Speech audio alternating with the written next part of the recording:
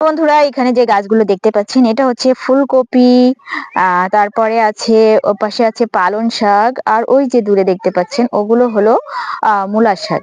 মূলা শাক পাশে এখানে এই যে টমেটো পাশে আবার কলা গাছও আছে, কলা গাছ লাগা আছে, সাথে সরিষা ফুলের চাষ। মানে দারুণ দারুণ। এটা জন্য কি মনে করলাম